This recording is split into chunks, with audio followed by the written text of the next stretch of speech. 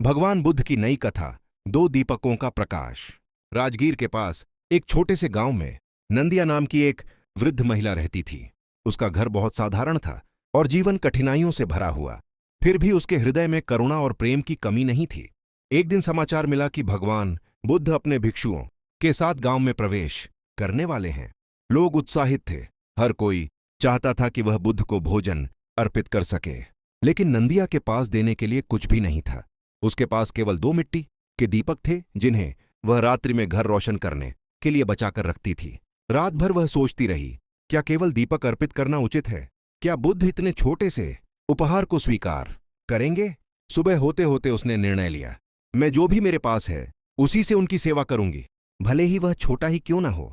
दीपकों का दान। जब बुद्ध का प्रवचन शुरू होने वाला था, गांव के अमीर लोग थालियों में तरह तरह के पकवान और उपहार लेकर आए। नंदिया चुपचाप आगे बढ़ी और अपने 2 छोटे दीपक बुद्ध के सामने रख दिए।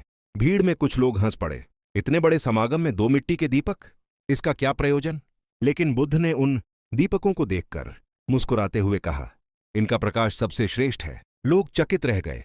रात का चमत्कार। रात्रि को जब सभी उपहारों को एक बड़े हाल में रखा गया, तब सैकड़ों दीपक जलाए गए।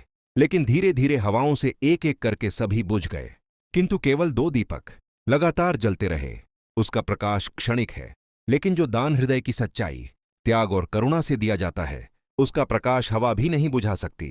फिर उन्होंने नंदिया की ओर देखकर कहा, सच्चा दान वस्तु का नहीं, भाव का होता है।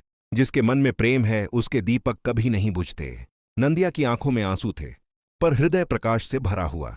कथा का सार, प्रेरणा। दान बड़ा या छोटा नहीं होता, नीयत सबसे महत्वपूर्ण होती है।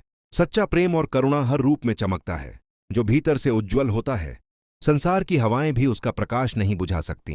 भाइयों और बहनों, यदि आपको यह वीडियो पसंद आए तो कृपया हमारे चैनल को सब्सक्राइब करें, शेयर करें और ऐसे ही रोज नए धार्मिक वीडियो पाने के लिए बेल आइकॉन अवश्य दबाएं। आपका एक छोटा सा क्लिक हमें बहुत प्रेरणा देता है।